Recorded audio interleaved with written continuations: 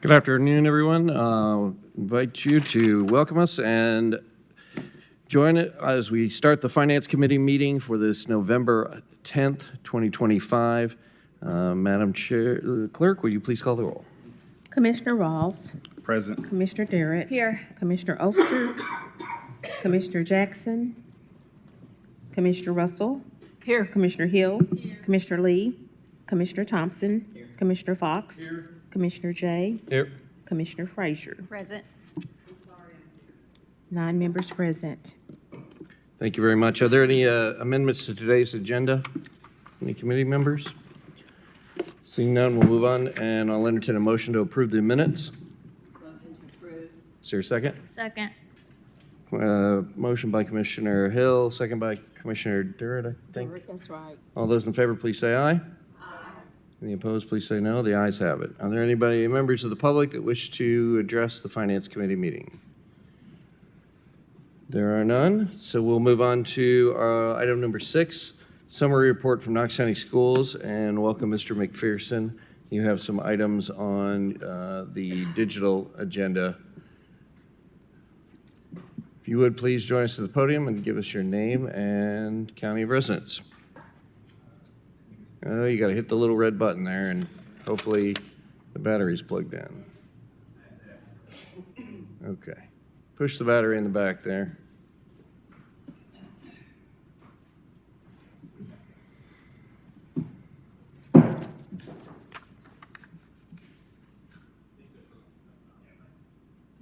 Hold on. You got to let it wait until it lights up red. We can't hear you, Ron.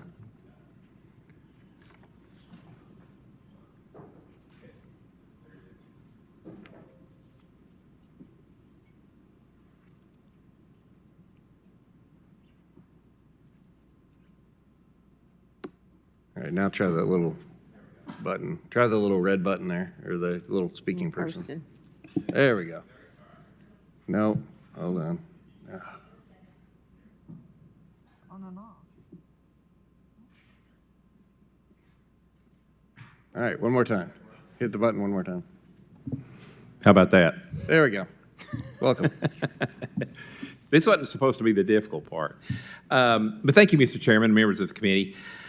So with the first quarter report, once again, I'd like to focus on the core metrics that we typically review here with the committee. These are the numbers that typically for us, some of the first points that we look at as throughout the years we gauge our financial position. And so we'll start off again with our reserves. Once again, showing solid reserves. We fund balance at the end of FY25. We closed with about 13% of our FY26 as we enter FY26 with our operating budget. Far healthier than the 3% state's minimum requirement. One thing I will say that the last several years, the conservative budgeting has allowed us to utilize these reserves in some strategic ways that maybe otherwise we would have trouble doing through our general purpose budget or capital plan. Like, for instance, we have addressed significant infrastructure construction needs with fund balance, which has allowed us to avoid the capital plan, but more importantly, it has allowed us to save 20 years, what otherwise would be 20 years worth of debt on a general obligation bond. And so anytime that we can address capital needs through cash, it's saved us a lot of future payments over a 20-year period. So for instance, if it's, I think a general rule of thumb, for every $1 million borrowed in general obligation bonds, you probably pay back $400,000 or $500,000 over 20 years in interest.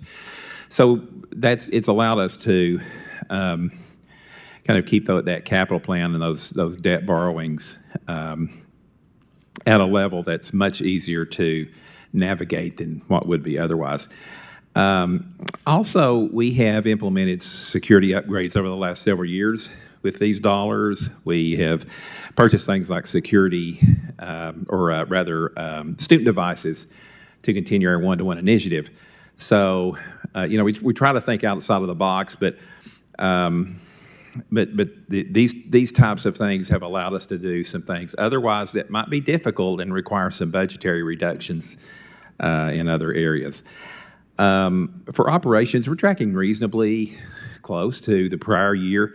Revenue trend is still generally what it was last year. It's about 15 some odd % actual to budget. Of course, that's through 2 data points primarily through sales tax. So nothing unusual going on there. For expenditures, fairly comparable to the year before. It is a little higher if you look on that sheet. It's about 20% versus 18%, 18 to 19% the year before. Nothing significantly huge, but there's a couple of factors that created that. One, we paid our first installment of debt to the county for debt subsidy. We paid that in the first quarter, a little quicker than we did the year before. I'd say that probably didn't hurt Chris's feelings any, but so we had that. We paid it a little sooner. We also had a significant textbook purchase out of fund balance, so that's why you're going to see that number. It's a little bit higher than the year before. That probably comes back to more normal levels as the year goes on. But nothing unusual in our operations. There's nothing really significantly unforeseen. With respect to our concerns, you know, we've addressed this kind of fork in the road before with the committee, but I think it's always important to keep it in front of the committee because it's always something that we grapple with. Educational priorities versus facility infrastructure construction needs.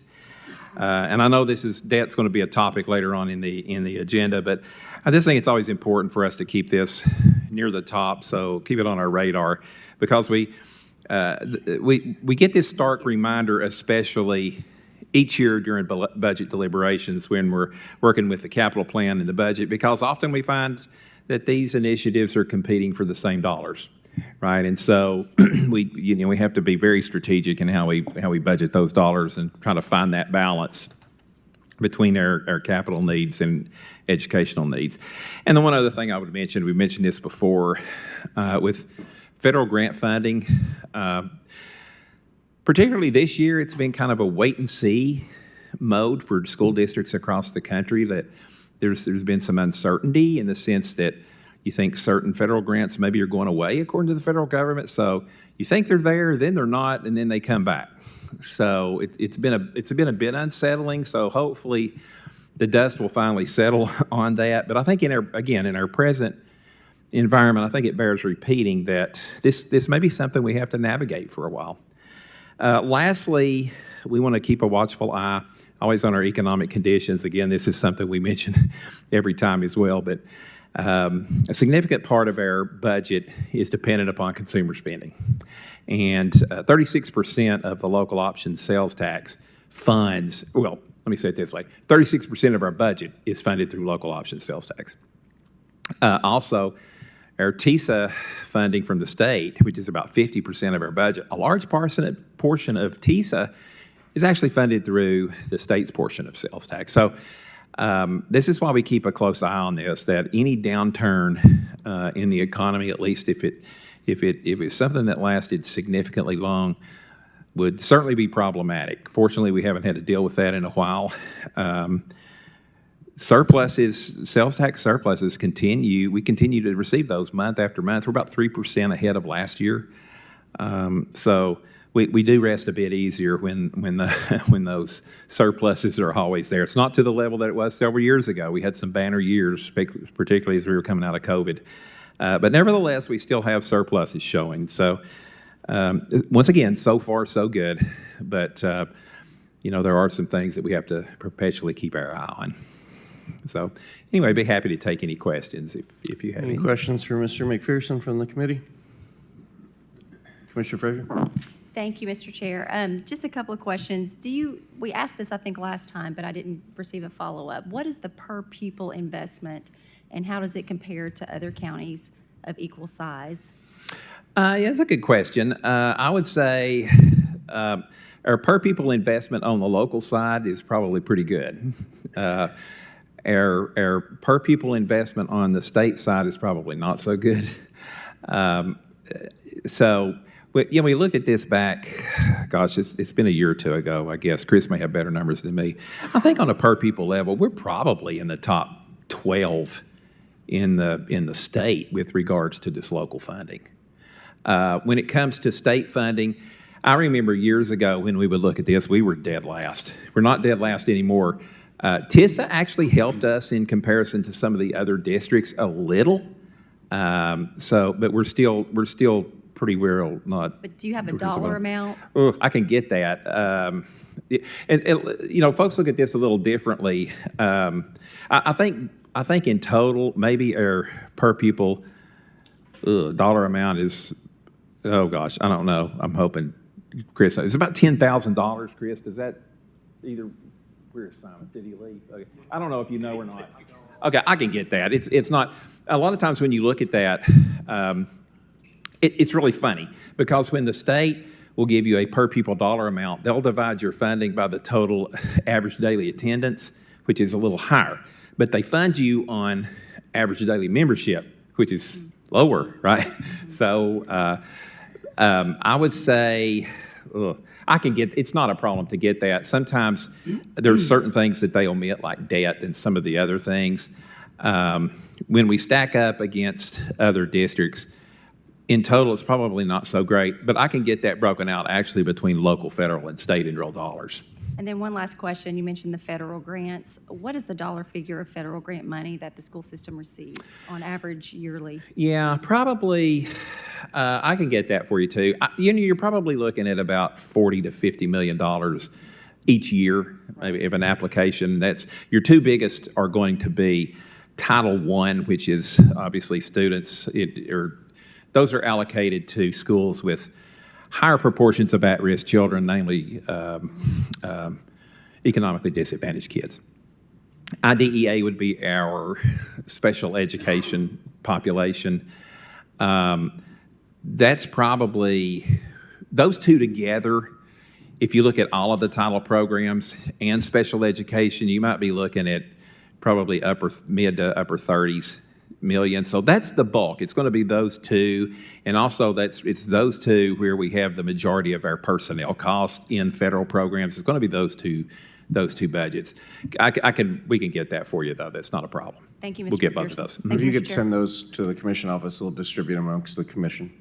Absolutely, we'll do. Thank you. Other questions for Mr. McPherson? Yes, Commissioner Hill. Thank you. Mr. McPherson, hello. Hello. Can you tell us where you are on meeting the governor's order of the starting salary for teachers? And ma'am. also in combined with that, I know that the state allowed a huge influx about 3 years ago to give you a boost on that. Correct. And was that amount of money time limited also? It was a part of the annual TISA increase. Right. So that TISA increase, well, it was a significant increase in year one. And then that allowed us to program a huge part of those dollars into salary increases, right? Especially for teachers. I think Right, probably right. on average, teachers received about a 10% increase, which was very welcome, right? Because that gave us a kickstart to get to that $50,000 minimum payment. Right. We expect and are hopeful that we will get there in time for next budget year. For this upcoming budget cycle, we've been on kind of this march where we had that initial increase, and then we've been able to, over the last couple of years, incrementally increase it in very consistent ways so that we can hit that $50,000 mark effective for the next budget year. Okay, so just right now, can you ballpark me what a starting teacher with, say, a bachelor's degree, what that number is? I think it's probably around 48. 48? Once again, That's it's close 48 and enough. change, but right. That's close enough, thank you. Let's see, or maybe actually a little higher than that. It's 48 to 49, Okay. probably. And so we have to get to that 50,000 mark. And that would be on the that would be on the bachelor scale, right? On Right, step correct. 0. So that would be the minimum. But we can get you that too. It's probably around. It would probably about 2.5%, something like that, away from that. So Right. whatever that would amount Thank to. you. Yeah. All right. Any other questions? Thank you, Mr. McPherson. Yes, sir. Oh, sorry. Andy? Oh. I can't see your microphone light, so anyway. Commissioner Fox? It's not on. No. No. Here, it does. Thank you, Commissioner Jay, or Chair Jay. I just wanted to follow up. I didn't quite catch the number when you were rattling them off a minute ago. You said 36% of the budget is local option sales tax, and you gave another percentage, which was the state, the TISA, sales tax from TISA. What was that number? It's probably just shy of 50%. Okay. All right, thank you. Yes, sir. Stay tuned. I have that in the presentation at the end, so I have that number in more detail. Thank you, Mr. McPherson. Moving on to item number 7, summary report of Knox County tax collections and investments from our trustee. If you would join us at the podium, please.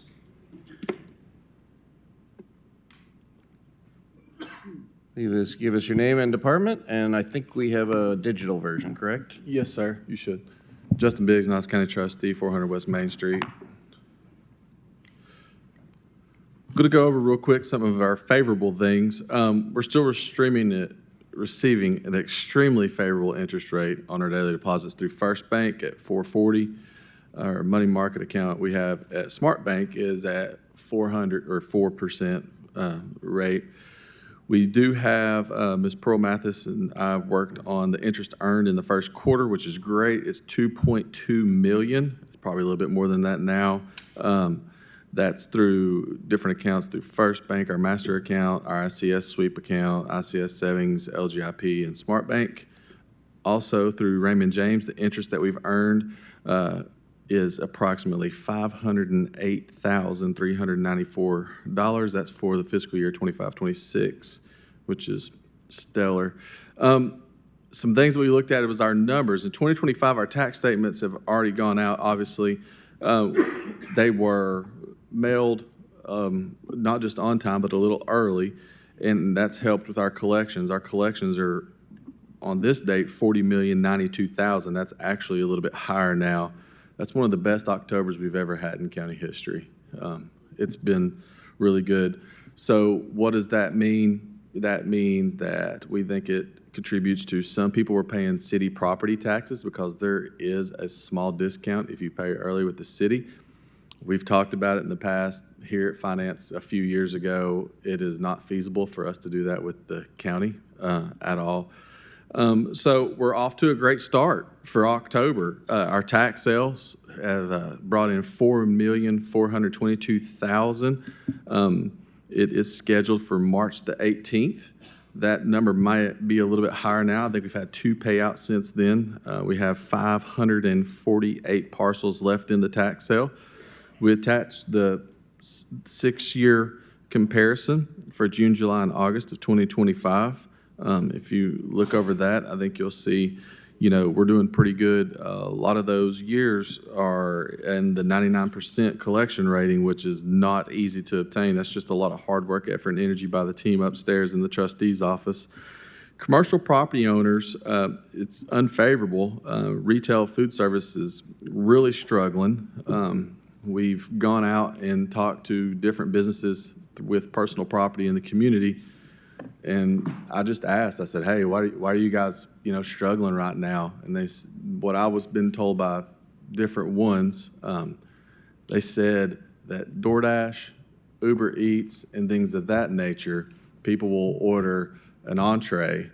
They won't get a drink. They won't get an appetizer. They won't get a dessert. Literally, they're coming, picking up the food, and it's being delivered straight to their house. So at the end of the day, that's having an impact on them. Honestly, I never even thought about any of that. That was something that was introduced during the COVID years that has kind of stuck around and been a larger impact. So that's what a lot of the commercial food businesses are telling us. So we're watching the market to make sure we can get the best possible rates. Fed funds, interest rates, they're slowly creeping down. We're going to watch those. I suspect that they're going to continue to go down over the next year as we see what's going to happen with Mr. Powell and things of that nature. But one of the things that I would like to bring to your attention is the last 10 years you have a chart of fiscal year amounts billed.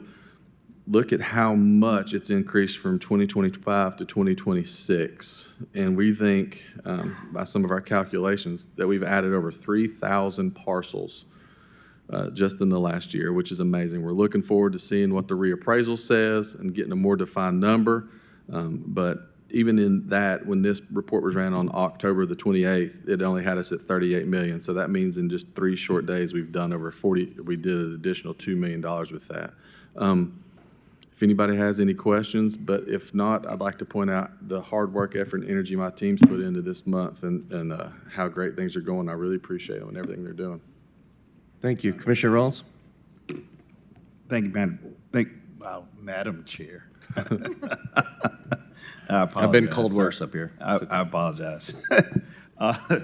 Mr. Big, so you said the favorable, the unfavorable, the commercial property owners in retail. I know you said like Uber Eats, but are you using a number to determine that? Or like where? We're looking at our bankruptcies. We're looking at some of our parcels that Okay, have the closed out. bankruptcies. We're looking at some of our, unfortunately, some of our commercial properties Okay. that are winding up in the tax sales. Okay. I'll just be open. The reason that we feel like some of our commercial properties are late to the ballgame of going delinquent is because we think some of them were using the PPP loans whenever COVID was around. But now that's caught up and that money's not there, and we're seeing more delinquencies in the commercial area. Just like with our personal property, the delinquencies are starting to climb up, so we're having to focus more on personal property now than we were 3 years ago. Okay. All right. Thank you. Commissioner Thompson? Thank you, Mr. Chair. Trustee Big, so I'm looking at these retail restaurants that are they're getting business from DoorDash, but at the same time, they're missing out on, I guess, typically your higher margin items would be your drinks and your desserts and things like that. Just like with the hotel motel tax, where like Airbnb, we're recovering those revenues. Is there something we're missing with the Uber Eats and the DoorDash and things like that? Much like we did with Airbnb with the hotel motel tax, where somebody just has an apartment and they rent it out. Yep. Is there something we're missing? So I think if we really break it down and look, we're looking at specific areas. Let's say you and I went somewhere to have lunch or dinner. You got $2.25 for a Coke if you drink Coke. Then if we decided for an appetizer and dessert and things of that nature, I think what we're looking at is there's specific areas where new businesses are coming. Me personally, I'm excited about Whataburger coming to Emory Road. So, but I'm fat. Anyway, so, you look at specific things of that nature and you see where, I guess you could say the fire is, but some of our older mom and pop restaurants, they just don't have the business that they have anymore. Used to, you could, whenever I talked to a gentleman down in West Knoxville, I said, why, how's business going and things of that nature? And he said, used to, you had to wait to get in my door to have dinner at 7, and now we have multiple tables open, no wait at all. And so I don't know how we fix that problem. I don't know if it's a marketing issue on their part. I don't know if it's a cost of services and food going up. I could get with Cisco or US Foods or something like that and ask if you wanted me to deep dive into it, but kind of try to get to the bottom line of it. But I don't know how we fix that issue. I don't either, because I've noticed too, you go out to a restaurant, you don't have the waits that you used to anymore. But clearly we have more people here than we've ever had before. So what's the trend? And I have a hard time imagining that all of a sudden in the last few years, everybody just started cooking at home. So I don't know. We have a term for people that are, you see new houses and houses are quite a bit more expensive. And we say land rich, money poor. You've went and bought the $700,000 home when you really should have bought the $500,000 home. And going out to dinner at a nice restaurant, it's not as feasible as it used to be at some point in time. Sure. Commissioner Jackson? Yeah, just one other point on that, because I deal with I have clients that are restaurateurs, and when you're talking about Uber Eats, the average net profit margin for a restaurant is between 5 and 10%. 10% if they're really doing well. Well, if your credit card is charging 3 to 4% of that. And then on top of that, Uber Eats gets 5%. You could actually argue restaurants are losing money with every Uber Eats that comes. But my question is on the interest rate that we are getting from our banks. Yes, sir. The Fed funds futures has continued, or Fed funds target has continued to drop. And right now it's at 4%. And you mentioned that the rate we are receiving right now is 4.44. Is that right? No, sir. We get Fed funds effective rate plus 15. Plus 15. So Yes, we're sir. getting 4.15 right now.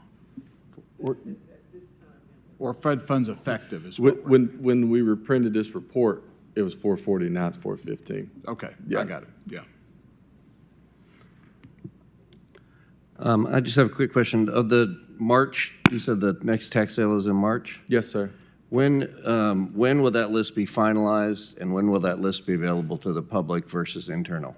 The list has been available to the public for a month. You come, you show your identification, and you can have the list at that time. Reason being is because last tax sale, when we put the list out online to the public, we had to work with another office because someone decided to go and start scamming the people that was on the tax sale list. So now we have to have proof of the person that comes and picks up the list in office. We're going to put that list online at the end of January, maybe middle of January. We're just following what the exhibit in the courts and everything like that says for the list. Commissioner Frazier? Thank you, Mr. Chair. Just a quick question. How are the efforts going to reach and engage our veterans and seniors regarding the tax freeze? Good question.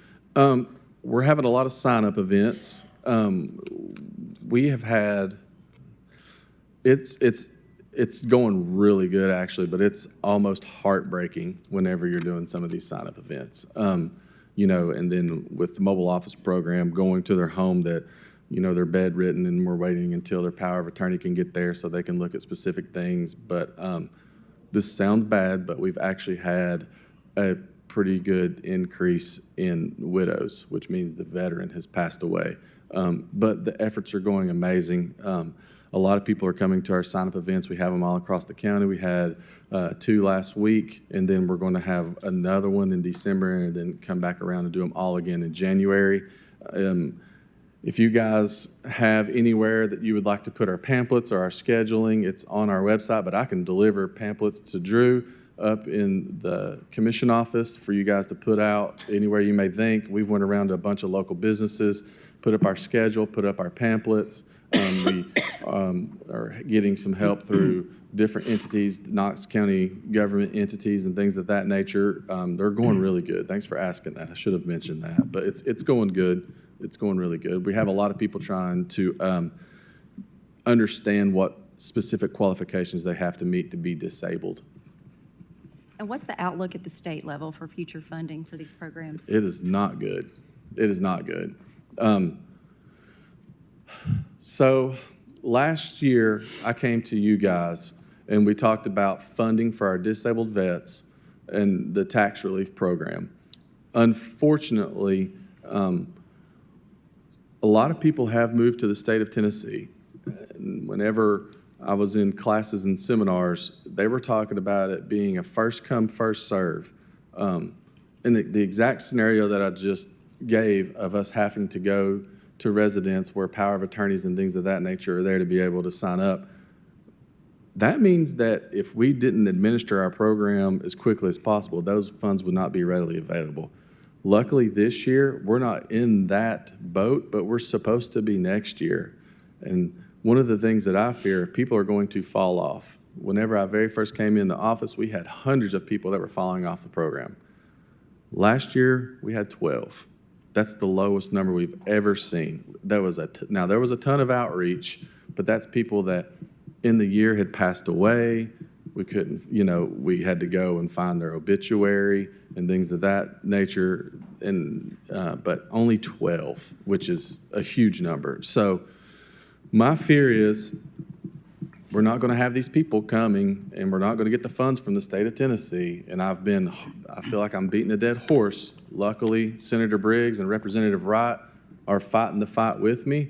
This year, a couple of my fellow trustees across the state of Tennessee have come to my aid. Nashville, Davidson County did the exact same thing we did, where we told everyone who their legislative body was and to reach out to their delegation on the state level.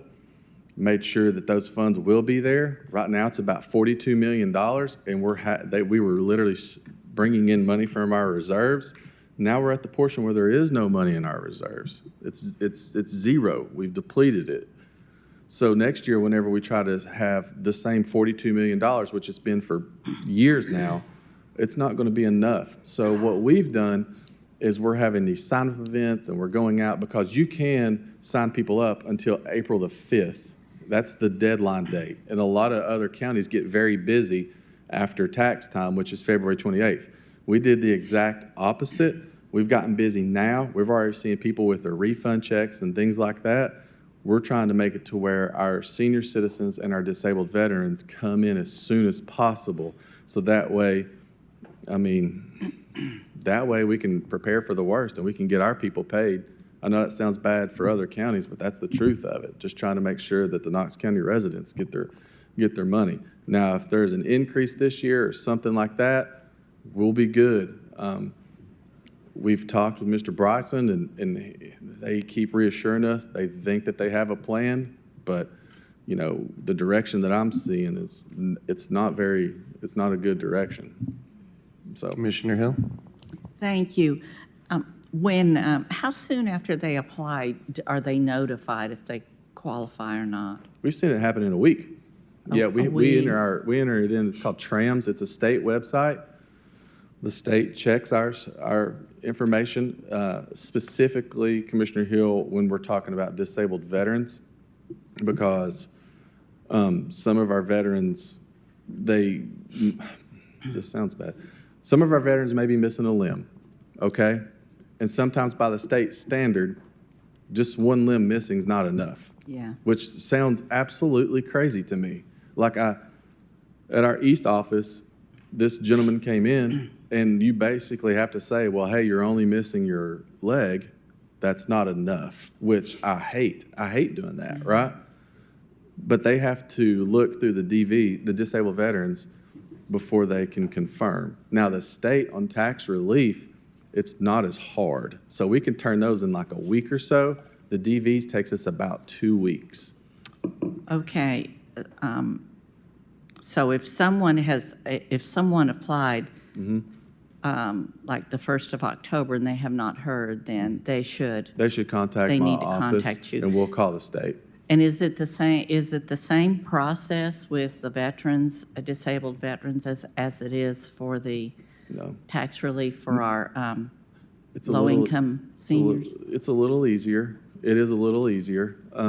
We need a little less proof on the veterans side just to make sure that they have served and things of that nature.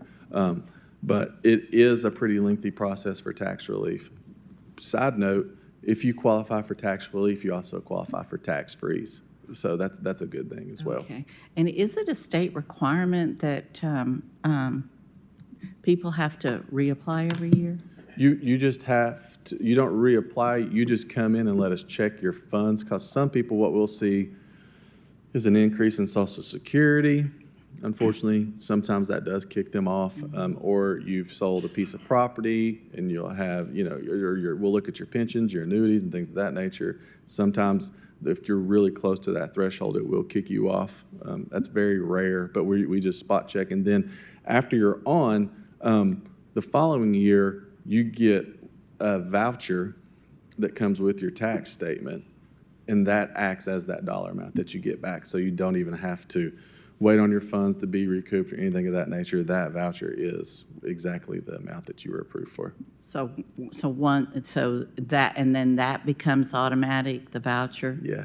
Without them having to reapply every year? You or just bring in your proof of income every year. We take a gander at it, and then we can move on. The state's gotten a little more relaxed. We don't have to fill out the paperwork and the applications that we used to. Now we just do digital copies, and that's stored on a flash drive that we do not have internet contact with, so no files can ever be corrupted. Then that goes to the state. Okay. And is this a process that, if they're able, can also be done online? No, it can't be. You can send us brief things, but we don't put anything online in case things are corrupted.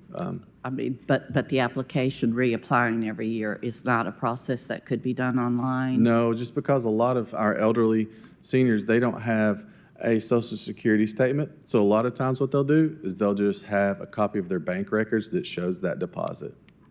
Okay, okay.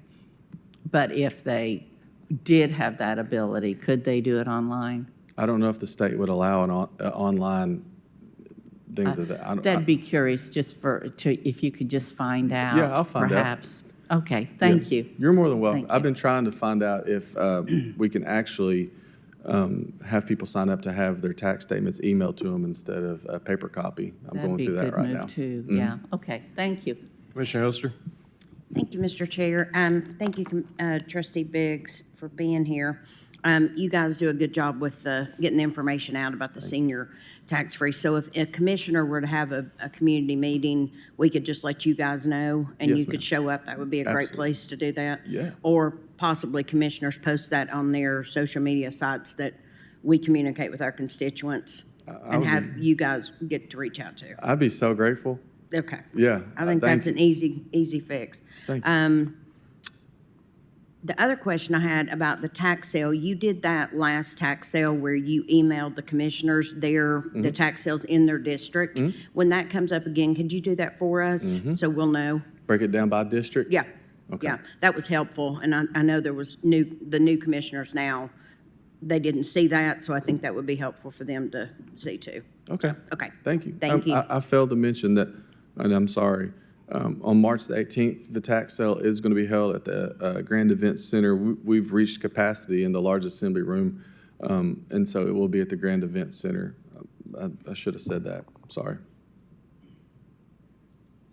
Okay. Any other questions? Seeing none, thank you very much. Thanks. Next up, item number 8 on our agenda is summary report from Knox County Finances from our director, Mr. Caldwell.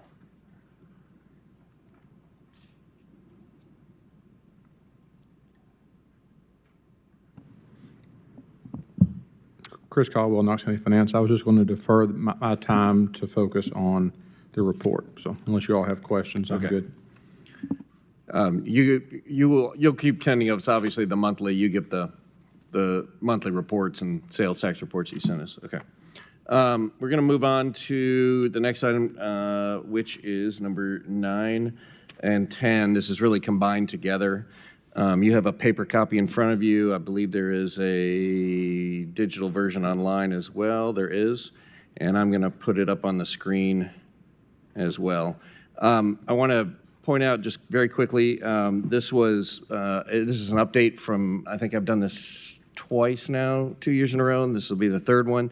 And this is obviously with a huge amount of help from Mr. Caldwell and his team and everybody in the finance department. And then we also have with us Mr. Chris Bessler. He's the Senior Vice President of Cumberland Securities, which is our partner in the bond market world and the debt. And he's put together a lot of information. All of that's been consolidated in this. There's no vote. There's no action taken. The goal of this is once a year to come to this commission, sort of explain where we are, what are points of concern in the future, what are some other things that we need to continue to discuss. And so we'll go through this. If there are sort of places you want to stop and jump in, let me know. Or if you want to wait, Mr. Caldwell and Mr. Bessler are here, and we can dig into it in more detail. So the goal of this is purely informational. So we'll start right off the bat, just a quick primer of who we are and what we manage. 506,000 citizens across Knox County. We are the third largest county by population and a $1.189 billion annual budget. That's for fiscal year 26. We have approximately 12,000 employees that are run through that budget. That includes both the school system, PBA, Metro Drug Coalition, KGIS, Planning, and E911, which are all separate entities, but everybody goes through that budget. And we are the 16th largest land area in all of Tennessee at 526 miles. So we have a big county. Our budget is broken into a couple of key points. Certainly, 2/3 of our annual budget is focused on education. And then we have our general fund, which includes all of the areas listed inside of that. Our third largest line item in all of this is our debt service, right now standing at $86 million. And then you can see the other various departments that get broken down within the total $1.1 billion budget. I thought it was important to remind everybody where our sources of revenue come from when it comes to funding the government that supports Knox County citizens. And so this is a breakdown. You'll notice on the bottom here, these two numbers don't match exactly, only because there's a whole slew of other little tax or revenue pieces that come in that this list would be, 42 pages long. So if you're noticing that. But I think the key point on this slide of understanding where our revenue sources are really come down to three buckets. So we 90% of all of the revenue that supports Knox County government originates from three main sources. About 28% is our property tax, 25% is our sales tax, and that number that you were looking for earlier is our TISA state education funding at about 31%. So that number you were referring to earlier, Mr. Fox, is $337 million from the state. So those three line items alone make up a majority of how this government functions. And so it's just important to sort of understand the value and the importance of those three areas. When you look at our tax rate, we were just on taxes. It comes down to a snapshot looking at really everything in this presentation is going to look at 1999 to today. And the reason that's important, of course, is that's the last time the overall pricing model was changed in the county relative to the automatic elements that take place every year. So as you can see, our tax rate right now is 1.55 per 100 of assessed value. As you'll note on the top of that slide, residential is assessed at 25% of the value, commercial at 40%, and public utilities at 55%. And the reason it continues to go down is really tied directly to the Tennessee certified tax rate. The rate is lowered each time we do an appraisal cycle, and you'll be able to see here on the chart the appraisal cycles that were in 2002, 6, 10, 14, 18, 23, and will be coming up in 26. Is to ensure the truth in taxation, and it makes the total, basically makes us be revenue neutral when the process finishes out. So as the value of that penny goes up, the rate must go down to equalize it. And the best way I can explain this is that, especially on the housing side, the state does not want you to go to your property assessor, for instance, and say, wouldn't you, everything's way more valuable, we should collect more tax revenue, and then you're going to create yourself a housing bubble that's, not market driven and essentially crumble. But people, I think when they think of our tax rate, certainly it is low, but it is much, much lower than where it has been over the last 27 years. So that is going to, what you'll note in this as well is that the reappraisal cycle was every 4 years until this last stretch, which was a 5-year reappraisal cycle. And then we've all voted to switch to a 2-year appraisal cycle, which is where everybody's going to on the state. So every 2 years, the property assessor will essentially inform people that your value of what we see that you could sell your property for in the marketplace is X, and then based upon that will be the calculated tax rate. So that's why the rate continues to fall over time. Couple of key metrics just to consider as we discuss this. Every penny related to tax revenue is relative to $1.96 million. So it's about every $2 million for every penny that is set on the tax rate.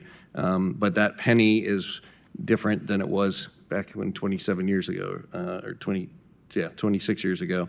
In 1999, that dollar for inflationary value has almost doubled in what that value is and how it affects our tax rate.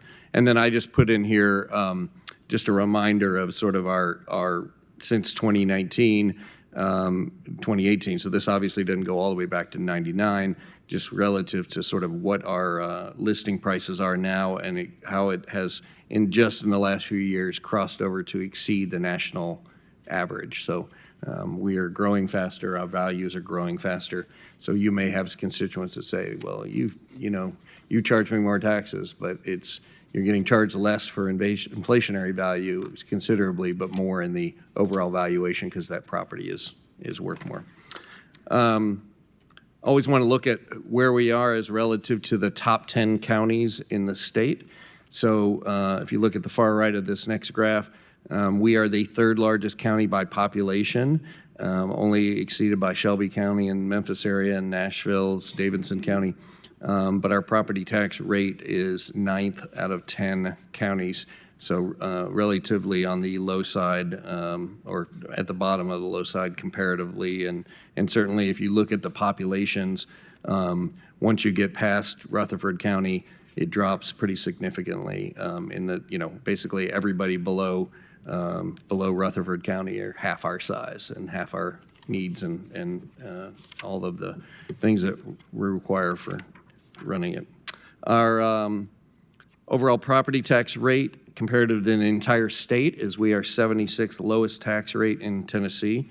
You can see your neighboring counties there, but we are the third largest, just a quick reminder of that. This is a quick breakdown of just sort of those top 10 populated counties. We are the third largest county. We have the 9th lowest tax rate of those top 10. Our bond rating, which we'll get into a minute, is kind of right in the middle. We have some of our bigger counties that have a better bond rating and some of our smaller ones, of course, that have a little bit less, but everybody's in the same general ballpark.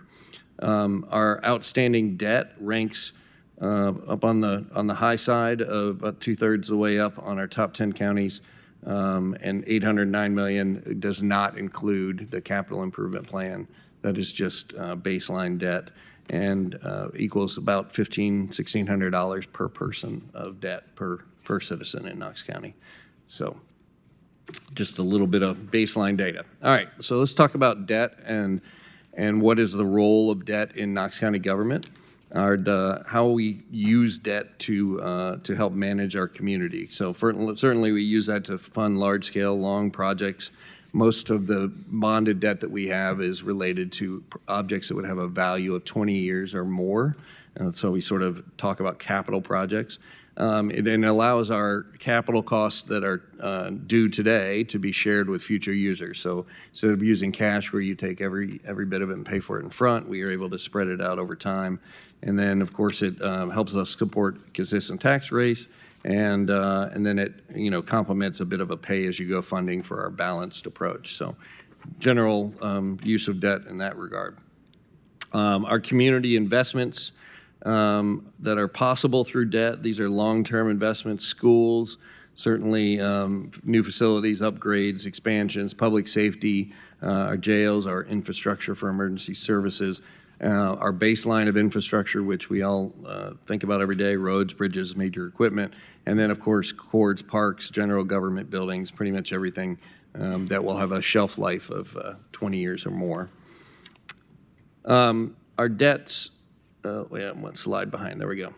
Our debt can be a very good strategic financial tool, balancing those short-term needs and the helps. It will certainly spread costs over time, protects our operating budgets, tax stability, and then improves the equity. Essentially all of the users that will use that facility, that road, that building for the next 20 years will contribute in the overall cost of it. We have 4 different types of debt available to us as a county. Most of this is outlined, if I'm correct, Chris, by state law of what we can and can't do as a county. And the first one of those is just general obligation bonds. Those are very basic, backed by the full credit and faith of Knox County. They're the lowest borrowing costs. They do require approval by this legislative body and oversight by the state, and they are used for projects that benefit the county as a whole. This is 100% of Knox County debt. Okay, we do not actually do anything. We don't use any of these other tools, but I wanted to explain. So that is all of our debt currently. Revenue bonds are available to us. Those are secured, from specific sources. They don't rely on the general credit of the county. They're usually used by independent boards or authorities with infrastructure, and those are tied to different revenue streams. Could be utility, sports authority, those other things. Slightly higher borrowing, but we don't use those. They are available as we, grow as a county. Our capacity outlay and loans. I hate that the acronym is CONS because that sounds a little weird when you're talking about finance, but basically they mature in a shorter amount of time, 3 to 12 years, short projects, equipment, minor facility upgrades. They're faster, easier. These are the speedboats of bonds, if you will, and we use cash to kind of repay those pretty quickly. They do not go into our capital improvement plan. Those are, again, long terms. We don't have any of this, but I do want to show you that these are available. And then, of course, we have some other financing tool. We can do variable rate debt, bank loans, placement notes, conduit debt. There's all kinds of stuff at our disposal. We've chosen not to use those, but if we needed to, we could begin to explore that. All right, so now everybody clear with all that so far? All right, any questions? All right. So now we'll get to what is our debt. I want to start at the top right. There's a big red box on all of these slides that you're about to see that remind us this does not include our capital improvement plan. This is just, if we did nothing more than fulfill this budget, then we would not, this is what we would have. So as you can see, we have about, this is our debt service. This is how much we pay every year, a little over $80 million. It fluctuates a little bit, but over time, if we took out no more debt, we would continue to pay that down over the next, looks like 20, give or take 20 years or so. But this is the type of debt, this next slide is the type of debt that we have. So you can see there's a zillion different types, and the series are starting back in 2003, all the way up to 2024.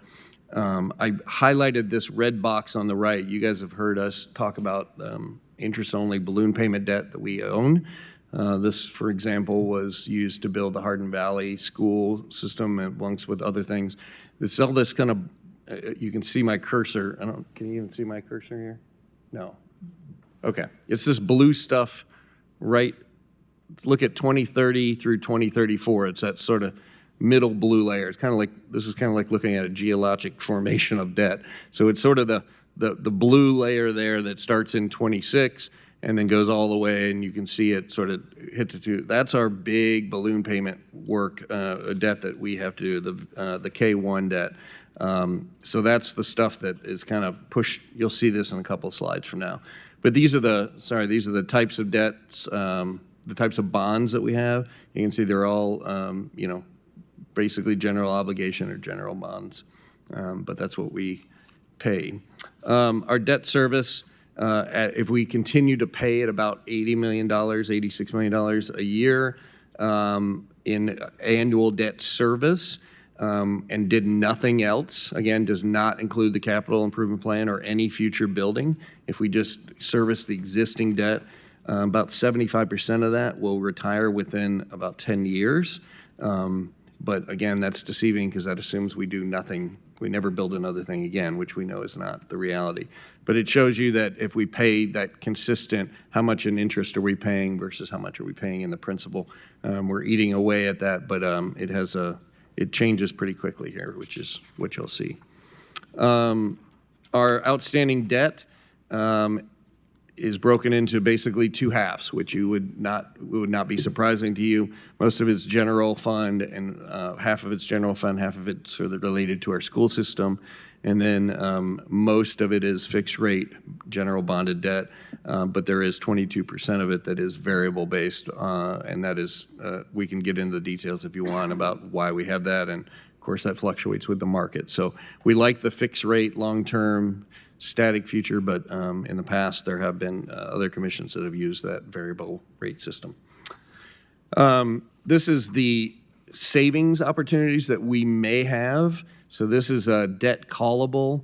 that are potentially refinanceable debt each year. You've heard, if you were on commission maybe 3 or 4 years ago, I think we issued, we refinanced some debt and we saved a tremendous amount of money based upon where the market was. However, the market is not in that spot that it once was, and so a lot of our debt is the rate is already better than the market. So I don't anticipate, at least when we went through it, correct me if I'm wrong, Chris, but we did not anticipate looking at refinancing anything in the near future because we just don't think our rates at 2% and 3% are going to even be close to where the market is. If the rates of the market drop to 1% and 2%, we might talk, but I can't imagine that's going to happen right now.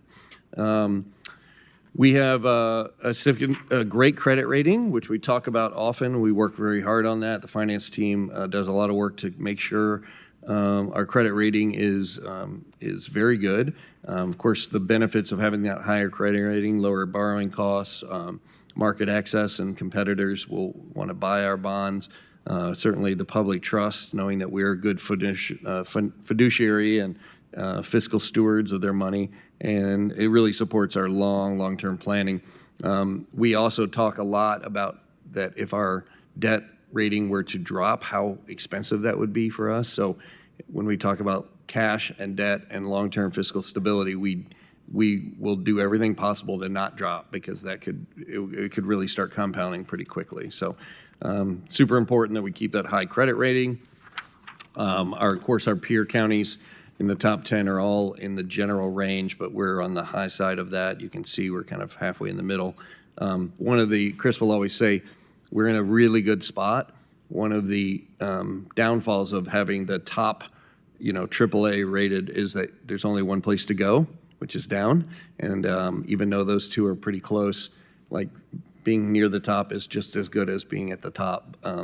Of course, it all comes down to how much are you going to get charged. So those are put together by S&P and Moody's. When they review us annually, is that correct? They constantly cite the following things: that we have a strong and growing local economy with a steady population growth and lots of assets and a diverse employment base. We often talk about Knoxville and Knox County never gets kind of too high and never gets too low, and we have a pretty stable economy. We have very strong financial management that is very conservative, and we've had they call it surpluses. We call it fund designations or at the end of the year, but we over budget and underspend constantly, and so that builds up our reserves. Our reserves are about 41% of our operating expenditures, and we sort of have a robust liquidity and reserve bucket. And then we don't use variable rate debt very often. So we're long, we're stable, we're a very, very good and boring county in the way we operate.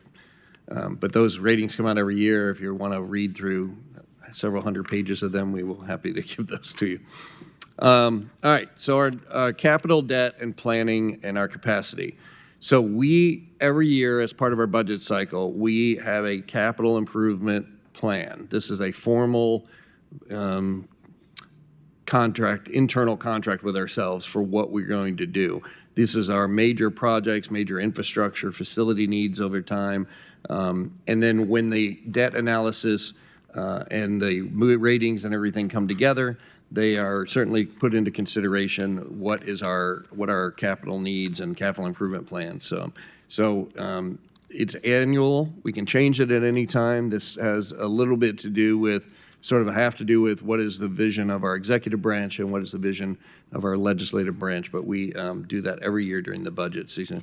And we use this to make sure that we project ahead, but we also know that it could change at any moment given a natural disaster or other circumstances beyond our control. So the next slide is this is in your budget document that you have, but this is our capital improvement plan for fiscal year 25 through 30. I will show you, obviously, a bit of part of that is education. Engineering, public works comes in, and then there's other projects. But this is what we've planned, but there are a lot of deficiencies and I would say that it has very little kind of forward planning after the first year or two. For instance, I'll just one example, Parks and Recreation is got something, some 600,000 in it for 26 and 440 for 27 and literally nothing after. So this is a snapshot in time, but our capital plans are to spend $339 million over the next 5 fiscal cycles. Does that make sense, everybody? Okay.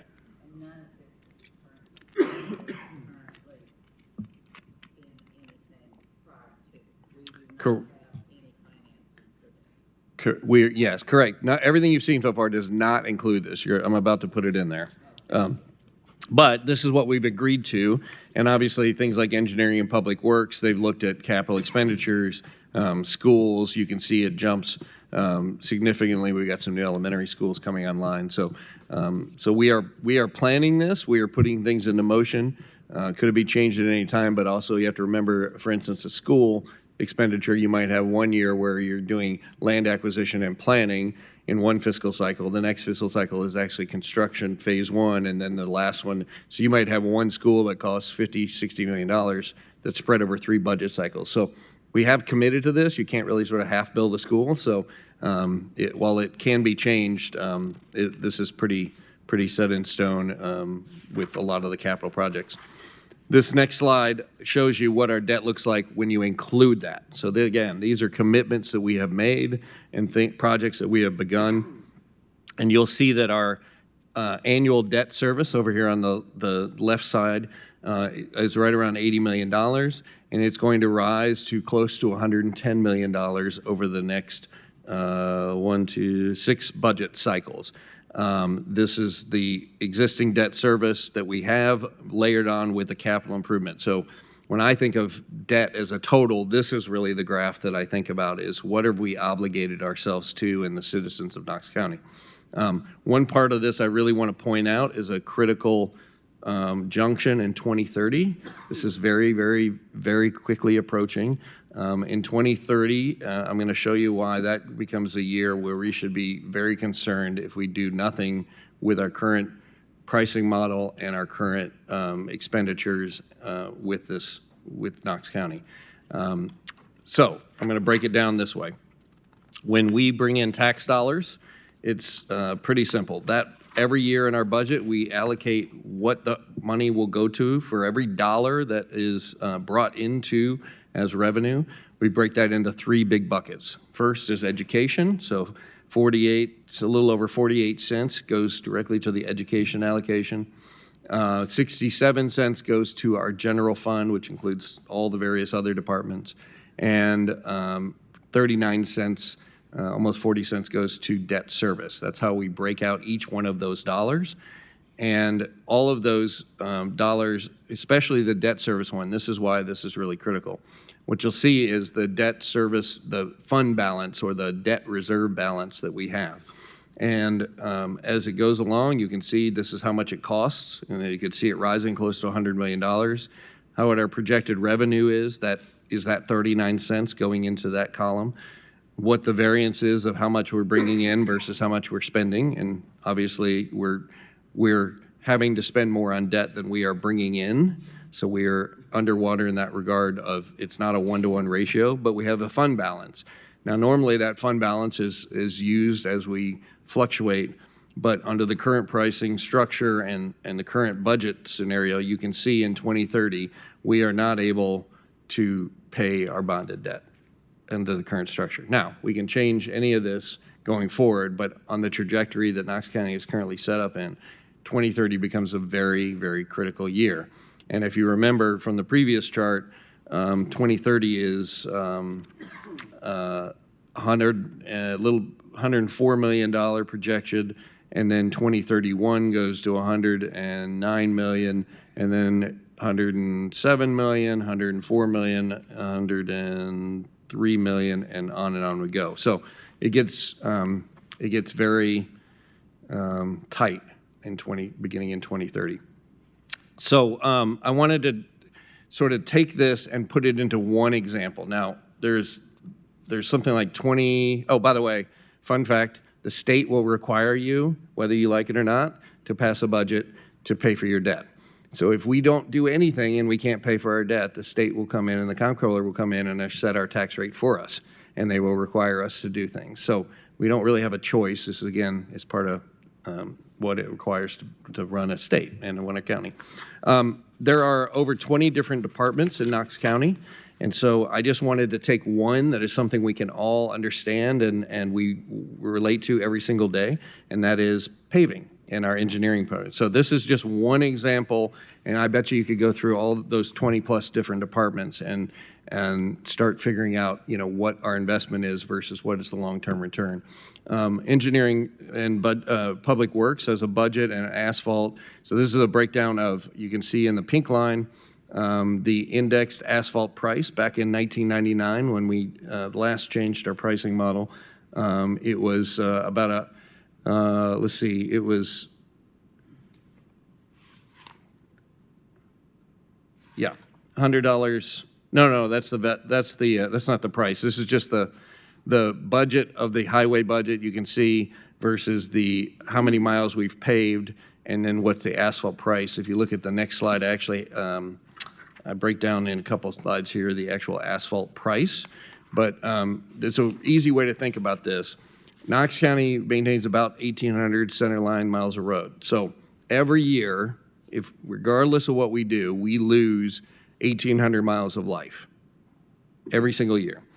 To recoup that, we have to keep that basic maintenance. This is sort of basic preventative maintenance, and we can do that by repaving, applying preservation treatments, or other methods. And this calendar, or this fiscal year, we will repave 45 miles and apply some rejuvenator to 12 miles. So if you do the math very quickly, we have only done 894 miles of preventative maintenance. So every year, right now, this year, it will degrade 906 miles if we do nothing. And the last big slide on this one is just understanding when the price of asphalt continues to go up and the deferred maintenance continues to go down and the actual piles paved, it's a pretty significant thing. So yes, you're reading that correctly. We are 3,441 miles behind as of right now in deferred road paving. And Mr. Snowden will tell you, as we've had several conversations the last few weeks, the index pricing of asphalt has continued to rise tremendously. And if you repave a road and you keep up with basic maintenance, you pay about one-time price. But if you wait until it is so degraded that you have to then literally reconstruct the whole road, you're going to pay somewhere between 6 and 10 times price. So the less we do on deferred maintenance, the more expensive it gets. So this is sort of a self-fulfilling prophecy of less miles paved, less money invested, the more expensive it's going to get, and we're virtually never going to catch up. This is real data that is really alarming. This is why we say if you have grandchildren, show them a Knox County road and tell them they will likely never see it repaved in their lifetime. It's not sustainable, it's not financially prudent, but it's literally just one example. I imagine you can go through any number of our departments and go through the same exercise. So all that to say, we have a lot of hard choices ahead of us as a commission and as a community. We have a reappraisal coming up where our tax rate will change again and likely drop again. And we have costs that are going out of control. So, there are no answers to this other than there is a whole lot of education. And we have we have our finance team and our debt team here to answer anything that you might have. So with that, Commissioner Rawls, we'll turn the floor to you. Thank you. Just a question on the cap. When we go to the reappraisal rate for 2 years, what's the capture rate? Like, what will we be bringing in with that appraisal change? Chris, you might better answer this, but I'm not sure we know yet because I'm not sure when that snapshot in time begins. Yeah, I've seen things, and I think it was 60 million. No. About 30 million or so. If you would just identify. Oh, you already did. Never mind. So when the advantage of a 2-year reappraisal is that there's not as large of jumps that the public has to impact.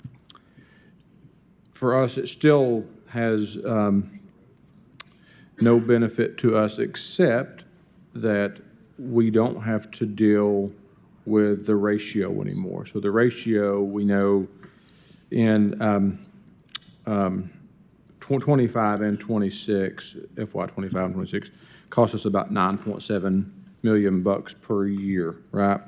So that has an impact. And so the advantage of going to a 2-year cycle basically means less swings as far as the public is concerned. And for us, it's not having to deal with the property tax ratio. So we actually are keeping ourselves whole in that regard and not losing money due to the ratio. From a standpoint of budget, it basically, we're still just whole, right? So what the state will continue to do is to say, in 2 years, your appraised values went up 10%, thus your rate's got to drop 10%. So that part never changes. It's just, it won't be as big as swings. Like, we think about the one coming up for next year. I know that you all had a meeting with the assessor in your educational series. I think they anticipate values could go up by as much as 50%. So values go up 50%, rate drops 50%, right? And so, because from what that means from the county's perspective is what amount of money we get in from property tax during reappraisal, we never make or lose money on reappraisal. We're made whole. The public finds that hard to believe because they see swings in their tax bills. They allow us to break out new construction, but other than new construction, it's the same amount. It's just broken down differently. So as an example, today, our estimated penny on the tax rate's about $1,960,000. Next year, if the assessor's right and values go up 50% and that rate drops 50%, our penny will be worth nearly $4 million. So we make the same amount of money from property tax. It's just a different value to it. But the advantage of the 2-year cycle is not losing money on the ratio. Thank you. Commissioner Jackson. Thank you, Mr. Chairman. Chris, Mr. Caldwell, I'm just trying to understand some of the charts in here. And about 8 pages from the end, it says Knox County, Tennessee Capital Improvement Plan, fiscal year 25 to 30. I'm on a PDF, and on there it's page 28 of This one? 28 of 35. That is correct. Yes, sir. Thank you. So the way I look at it here is that we have, in 2026, we have $56 million of capital improvement plans. I'll give you a moment, Mr. Caldwell. You're fine. Go ahead. You're good. Your spot.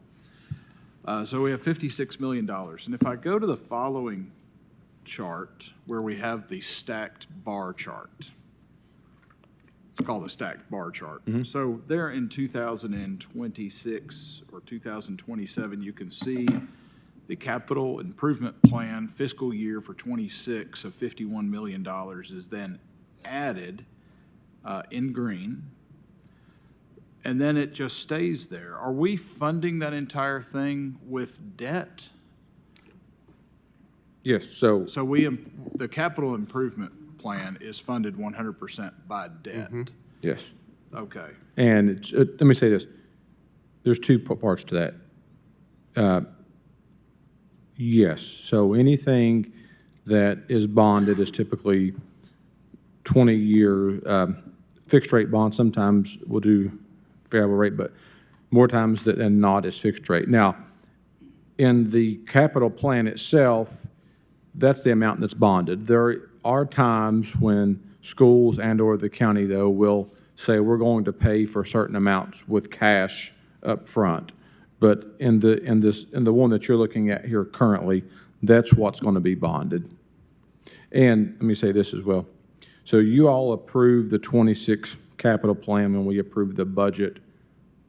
I think that was May. Although we're showing 27 through 30 on here because that is a 5-year plan, we will approve those 1 year at a time. So there could be some variations there, but we typically try to keep them as constant as possible as to compared to what the 5-year plan looks like. I guess what I'm getting at is I'm a little confused on why 2030 is a breaking point for us, because if I look at the red line in the chart showing the outstanding debt, it's still showing a declining outstanding debt, and if we are funding all of our capital improvements with debt, we don't have, our debt service is continuing to go down. Is that correct? Here's the reason. And here's the reason that FY 30 is highlighted. We know we're going to issue debt in years 31 going forward forever and ever, right? And so ultimately, where you see the decrease, there won't be a decrease unless we stop issuing bonds. So what we're doing here is just showing what it would be like with our current 5-year plan. We know that in year 2031, there'll be more debt, and in year 2032, more debt, which will continue to add to those bars as you go out. But legally, we just show a 5-year plan. Thus, when you see the 2030 highlighted, that's as far out as we know as it's going to be. Then eventually 2031 will continue to go up because we'll issue debt for 2031 and so on and so forth. It's the same as, if you look at the screen above me, this is not include the capital improvement plan. So all that red line is showing you everything not including the capital plan. And if you add the capital plan on top, it's the same chart. We're just showing what is coming and we know we're obligated to do. I would also say, Commissioner Jackson, also, you looked at the very end and you see our debt service reserves in 2030 are basically depleted by then. So we go from 30 million in 24 down to 238,000 by the year 2030. So that's why those two things are highlighted. One is because we only do a 5-year look each time. 2 is because that's when those reserves go down. Okay, thank you. Commissioner Fox? Thank you, Chair Jay. This is a little bit, I don't know, off the wall with what we're talking about right now, but I noticed in the trustees report, it said the current bank account balance is $334 million or something like that. How does what's in the trustees bank account translate into Knox County's finances overall? So ultimately, think about it as the trustee's office is the banker for the county. So they hold all of our money and invest it and so on and so forth. And so when you see a number like 334, it's a period in time. We measure that period in time usually at June the 30th because that's our year end. And at that point, what we have in what we call fund balance in each of our funds would agree with what the trustee has in the bank. And so ultimately, it's not that it's $334 million separately that we can just grab into and touch. It's part of what we do. They just view it more from a cash basis, from a banking side of things, and we measure it mainly at year end at one point in time. So what you're saying is that money's already spoken for. It's not like we have $334 million extra laying around. That is correct, yes. Okay. Yeah. All right. Thank you. Commissioner Frazier? Thank you, Mr. Chair. Going back to the revenue sources, how do we project our top 3 revenue sources to perform this year through 2027? I think a couple things. Property tax, so you all remember in 2025, we missed our revenue budget on property taxes because of the property tax ratio. And so we didn't hit property tax in 25. Actually, we were less in 25 than we were in 24 by a few $100,000. I think the assessor has added some properties to our tax rolls, and so we feel that we potentially can hit our budget in 26 on property tax, which would be good because it would be an increase over 25, and we basically kept the property tax budget from 25 to 26 flat. And so I think we will see growth in the budget in property tax we will see growth in actual sources of revenue in property tax that will get us to our budgeted number. I think going to 27, we probably see some additional growth because we get to pull out new construction. It's a reappraisal year, so you pull out new construction, so you capture that. Sales tax. Sales tax this last month, you all got my report unless you just send it to spam. It was coming down, right? I think sales tax was maybe only up like 1.7%. It had been up more like 4 and 5%. So it's a great question on is that a trend or is it an anomaly? I think we'll see. I mean, usually it takes us a couple of months to figure out. I think there's a couple of things that you look at that you know you take into account. I saw something online the other day that said there was 2 million less travelers to Las Vegas this year than last year. That's a lot, right? It's a big number. Why is that? I think it's a great question. Why? I think a lot of people don't have disposable income, and I think a lot of people have probably maxed out credit cards. We'll see.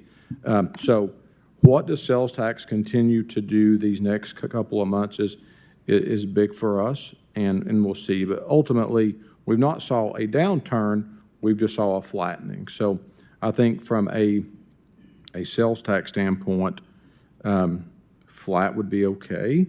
You know, you talk to certain economists and they think that in the next 12 to 18 months, there could be some sort of economic downturn. We'll see if that's true and if that's the case. I mean, we've heard that now for a few months, so we'll see if that's the case.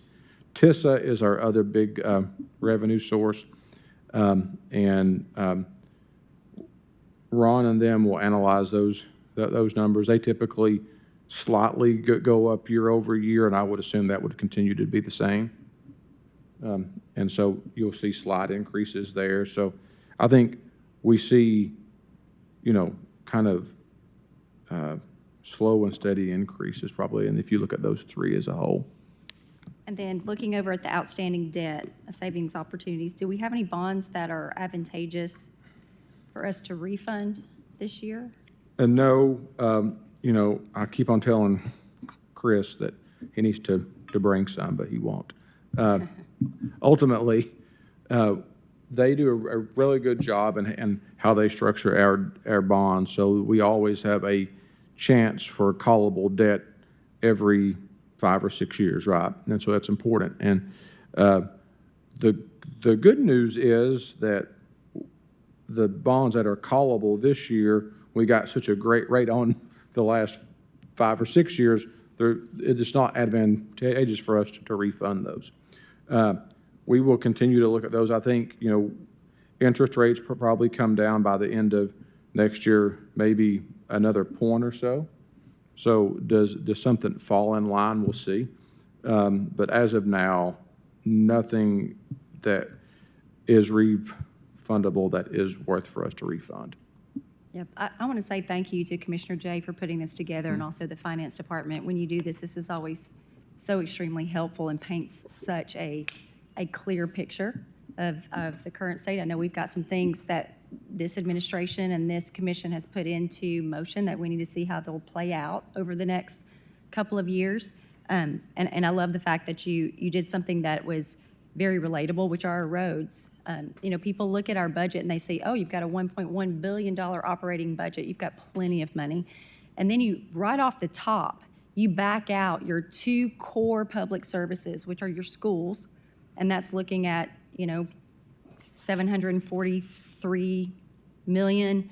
Law enforcement, not public safety, law enforcement, that's another 115 million. And then our debt payment of 86 million. We're trying to operate a county with about 180 to 190 million dollars to serve 500,000 people. And then going back to roads, to add to this, I've sat down with engineering and public works, and what is always absent of the conversation is typically what our needs are, identified needs across the county. And going into roads, looking at just paving, which is we have a backlog of about $180 million, and then identified road improvement projects. These are projects that have been identified in any of our studies, our zoning cases, improvements to roads that we are responsible for maintaining. It's in the upwards of $400 to $500 million.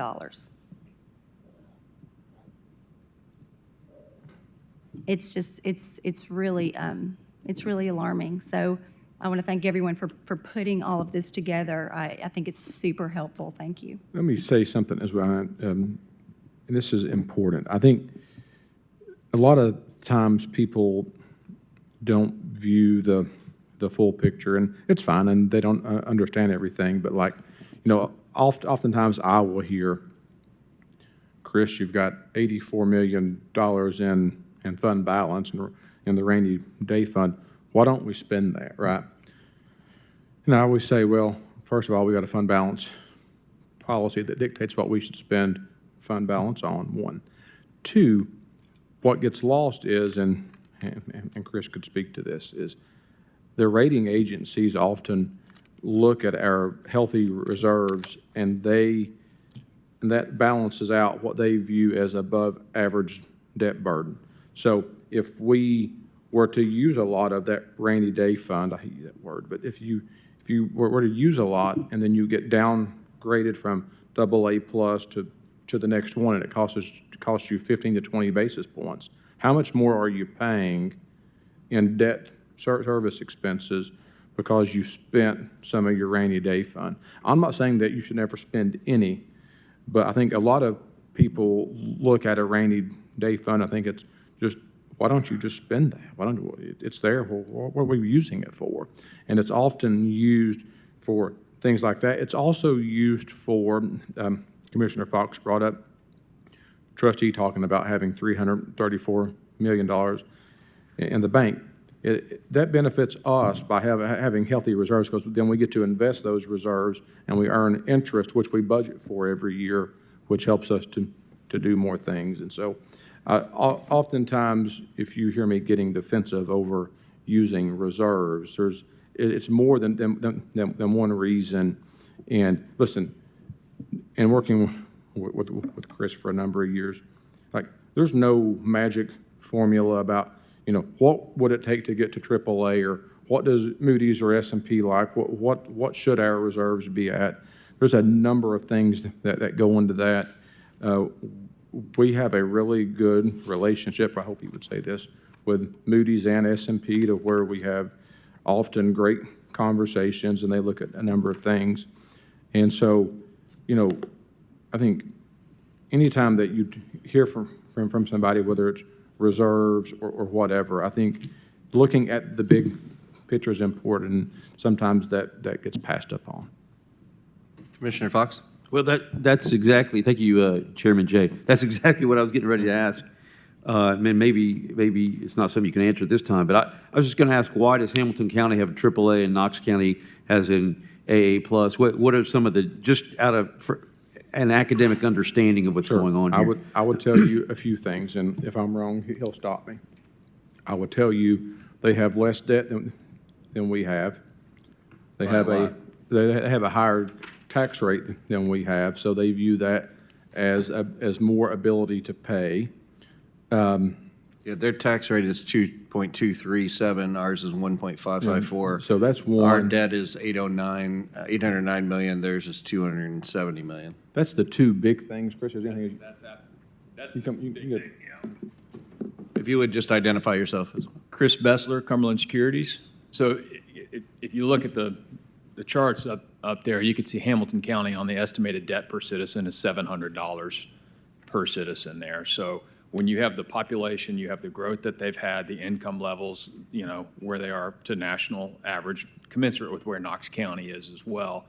But they've got a more elasticity with their tax rate being higher, so the access to funding is there, and then just lower overall debt. Okay. Yeah. Thank you. Commissioner Jackson. When we talk about kind of getting back to the bar chart again, the stacked bar, but when we look at what a reasonable debt plan is for, if I look at it, by 2050, we're going to be almost debt-free, assuming we didn't have any additional large debt service. But our outstanding debt is still about $800 million. So if I just put hey, we refinanced all of our debt today on a 20-year, at today's 20-year muni bond debt yield at about 4% for a AA rated issuer, we're looking at $58 million a year. So, is there a possibility of refinancing this debt to a longer term out to 15, 20 years? What is reasonable? What is expected? What is the market like? Because, it looks there like 58 million is a heck of a lot less than 105 million. So technically, you could do that.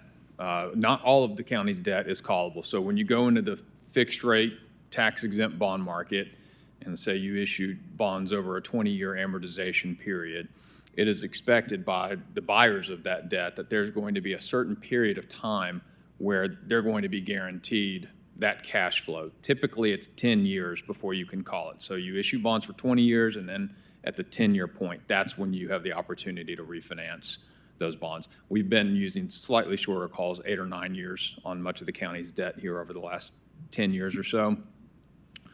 If you were to extend that debt that you have to, there's certain processes that you have to go through. One, as Chris mentioned earlier, the debt that you have that's available to refund right now is at, for most parts, lower interest rate than what's available in the market. So you're going to be refunding from lower interest rate to higher interest rate, and then you're going to extend that debt. You have to abide by state law, which means that you can't go past 30 years on your debt service from the original date of the issue. So if we're going to look at refunding something that was issued, say in 2005, we couldn't extend that out 20 more years So from let me now. interrupt you for just a moment, I'm sorry. So is it possible, because, I understand that there's calls and call dates, and, but, if you look at this, we have a very, after 2032, it starts to really drop off quite a bit, as far as how much debt service we're really hitting that for. Is there a plan, or could it be a strategy, to issue debt to smooth out, can you issue debt to cover debt service to smooth out this cash outflow during 2029 through 2033? You could do that. The cost would be exorbitant in doing that, and it would basically shifting that onto the, into future years, what would otherwise be payable now. So if you have debt that's not callable, you could issue debt to pay for that, but to do that, if the bonds aren't callable yet, you have to issue taxable bonds. You don't even get to access the tax exempt market. It's got to be taxable bonds. So now you're talking an even higher rate that you would have to go out and do that. And then what you're essentially trying to do is scoop up today's debt and toss that out into future years, so that way your debt's overall flat. That's when you go back to that one chart with the 6K1 on it there. That's what was done back in the early 2000s to try to produce that overall level debt service. So you had debt that was, looked like this here, but instead of trying to raise revenue sufficient to cover what the debt service would be and to keep funding new infrastructure projects, that debt was then wrapped onto the back, and it was just interest only for years. So what you're saying is that assuming this chart, that total debt outstanding, that red line that's declining, there's no way to shift that up this way that would lower our debt outflow in this next few years. It would cost us, I think, that's what got us into trouble. That's why we're paying so much now, is because somebody did that 20 years ago, and if we did that, it would cost such an exorbitant amount of money that it would negate the. Well, the exorbitant amount of money is additional interest expense. Yeah, I mean, you're going to pay debt on debt. I also think too, and we've talked about this a lot, if you look even at that chart there, you will see a big decrease from 2034 to 2035. So in 2035, we get about $12 million of relief. And that's because we have about 2 or 3 debt issues that he's talking about, that the wraparound debt that will be done. And so that's when we see relief. And I think it's important to focus on that because you get there and you can actually kind of breathe. What we're doing now is trying to manage our way through that wraparound debt that was done, and we've talked about that in the past. Yeah, if you push that debt out to where it's just level for the next 20 years, you essentially tie the hands of all future. And I'm debt averse, sure. But, there's only one answer here on how to pay that, and that's to raise taxes. So, you can raise taxes to cover that. So, I'm just kind of coming up with a solution, trying to come up with an idea on how not to, so. Commissioner Russell? Commissioner Frazier was in front of me. But you haven't spoken yet. Thank you. Thank you, Chair Jay. Kind of piggybacking on to his idea, what if we just looked at the balloon payments that are due and somehow doing some kind of even a shorter term 10-year debt to smooth those out just a little bit? We've not paid enough in principal. It would cost you more. And they're 27, 28-year bonds. The state doesn't allow you to go out past 30 years. So it doesn't help you to try to do that because the state's not going to allow you to go past 30 years anyway. And we will go until year 2034 on the one that was highlighted, which is a 28-year bond. And we start paying principal next year? FY 27. So we not paid any in principal on that bond, and we're going to pay it for 8 years. So you really couldn't structure it any better to help yourself. Is that fair? Yeah. Commissioner Frazier? Thank you, Mr. Chair. I know that we're focusing today a lot on debt and revenue, but I guess my question is, with the current outlook, how does that impact our ability to adequately compensate our employees and also recruit talent? I think, all that is fair. I think a lot of it will come down to economic outlook, right? So how's the economy doing? Are we growing as a community? Do we continue to see growth in our tax base?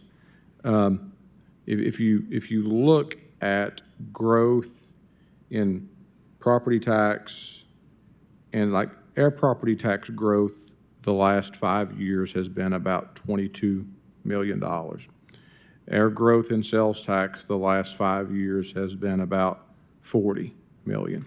So think about that. That's just growth, right? So there's been no increases anywhere. It's just natural growth. And so if there's an economic downturn, sure, it's going to absolutely hurt. And servicing debt is very important. So there's two things as a county that we've got to do every budget cycle before we do anything else. Fund pension plans and pay debt. And so we do those two things first, and then everything else goes where it goes. It's just,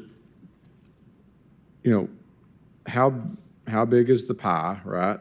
And then how do you slice it up, and how does that growth work, and who gets that growth? And everybody, it's human nature. Everybody always wants more, right? I mean, nobody's coming to me and saying, "Oh, Chris, you can keep mine this year. I don't need it." And it's just where we are. It's fine. And I just think, in order to focus on talent and bring it and talk about the things you talked about, in the situation that we're in now, it just comes down to growth in reality. What, a 1% increase for our employees, that equates to? 1.3 million, basically, and that don't count schools. Schools is different. I think there are 1% is about 4. Is that right? Is it more than that now? Is what? 5 or 6 million for a percent increase for schools. Okay, thank you. Commissioner Hill. Thank you. The capital improvement plan that we have projected out through 2030, I hope that commissioners will take a hard look at that. The reality seems to be, and I appreciate the creative thinking, Commissioner Jackson, Commissioner Russell, of trying to think of a way to soften this. And I appreciate your debt adverse, because I think typically we all tend to be. And even this creative thinking is just pushing the inevitable, just trying to smooth it out, but still it doesn't make the debt go away. And if we even take a look at this capital improvement plan, quite truthfully, it's not realistic either. I mean, the idea that we're going to not build any new parks after 2028, that we're not going to offer any of that service. The idea, looking at our engineering and public works, I mean, it might look like we're spending a lot, but just in 26 and 27, I see where even if every bit of that was devoted just to my District 6, it is not even going to create a dent, not even a dent. And if you look at the first line item, there's $8 million in this year's countywide projects for literally everything else, and it drops to 200,000, 300,000. I mean, it's not even close to the needs. It isn't real at all. No, this is so low, it's to Commissioner Frazier's point, like, if you added up just the basics, not even like the ideas of new things, so if you asked, this would be maybe 20%. And then on top of that, as Commissioner Frazier pointed out, by the time we take the schools out of this, which is over 2/3 of our budget, and we take, I hope no one would argue with our sheriff's department that trying to reduce them, and if you're going to argue with it, it couldn't be more than 1% or 2%, and I think even that's not even feasible. What we are left with is, as was pointed out, $200 million roughly to literally run this county on. And we can talk about cutting departments and going across the board and doing 5% or 10%. Even that, which will do nothing to say what it will do for our quality of services that we'll be able to continue, not to mention offering nothing new, not to mention not being able to give our employees raises. I mean, I can see the morale just plummeting. The idea that we can come in and cut our way out of this is not even a little bit feasible. And we have got to look at this and really recognize that it isn't a spending problem. It's not a spending problem. It's a revenue generating problem. And folks, it just isn't there. This commission is going to have to make some really tough decisions this next year or two. And quite frankly, it doesn't matter who our next administration is. They're not going to be able to come in and change these numbers, even if they cut 10% across the board. It still isn't going to work. So I just hope that we all are focused on this, how serious this is, and how we are going to have to get very, very intentional about what we do from this point forward. And as you know, Mr. Caldwell, we rely on you heavily in many of the suggestions and recommendations that you bring. I'm asking, are we missing anything here? Is this, I've worn him out for the last 3 weeks to get ready for this presentation, I promise. I mean- There is not a stone in his office I haven't looked under. I would say this, and going back to Commissioner Jackson Russell, we could go from a 20-year bond to a 25 or 30-year bond. As Chris would tell you, that is viewed negatively by the credit ratings. It may not lead to a downgrade, but they don't like when you do 25 or 30-year bonds because you're just paying, you're drawing out a bond issue that could be more than the useful life of the project, and also just paying more in interest cost. I think, listen, we always love hearing ideas. We try to keep you all informed as possible, right? So I hope you probably get sick of getting emails from me because we try to just inundate you with information because we think that's important that you know where things stand. I don't think there's any. I don't have any magic bullet, so to speak, to say do this and this will fix it, right? I mean, I think it's what you do is see how things are going, do what you have to do, right? And so we know there's a handful of things that we must do. I will say this too, there are also some state mandates that hamper us in some regards, right? You had mentioned getting teacher pay to $50K by 2027. It's a great thing, but I promise you that it's hard on schools to make that happen. You think about maintenance of effort as it relates, so not just maintenance of effort with schools, there's maintenance of effort with engineering and public works, with the sheriff's office, with public libraries, with election commission. I mean, there's maintenance of efforts across the board that we have to make sure that we're adhering to. And so I think a couple of you all said it. When you look at what you can really control, it's not a lot. I mean, it's truly not. And, you dictate that, schools get a certain amount of money, but you can't dictate how they spend that. And the state says, well, because of maintenance of effort, their local recurring revenue can't be decreased. Okay, we know that. But then, what's convoluted, as I was talking to somebody today, is then also, though, city and the county give 72.2% of sales tax to the schools because of a referendum back in the 60s. And so we have to account for that as well. And it's hard to keep up with, right? And so it's difficult. And then, the state sets salaries for elected officials, and you have to account for things like that. And, then also you think about insurance for employees. We spend $36 million a year to insure employees and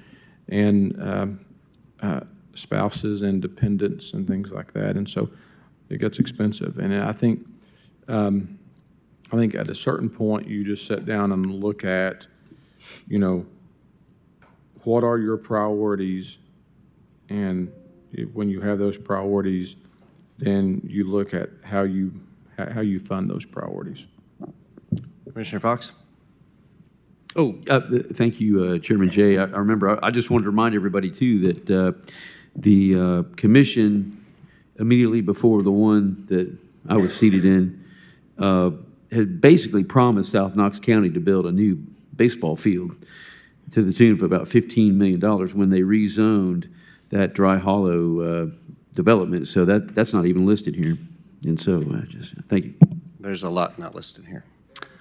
All right, I'm going to wrap this up unless anybody has any super pressing questions because we're up against agenda review. I hope you all will take this and digest it along with all of other financial data. We hold these quarterly meetings, as always with the Finance Committee meeting. If there is something that you would like to address or to have more information on in a future Finance Committee meeting, all you have to do is let me know. We will go out and do the work and the research. We will bring you information on whether it's cash flow or debt like this or anything else that has to do with Knox County's finances. Our team is more than willing to dig deep and to find that information and bring it back to us. So if you have any other items in the future, let me know. Our next meeting will be, I think, closer to January or February. I can't remember when we have it, but coming up, first quarter of next year. Any other business for the committee? Seeing none, we are adjourned. Thank you very much.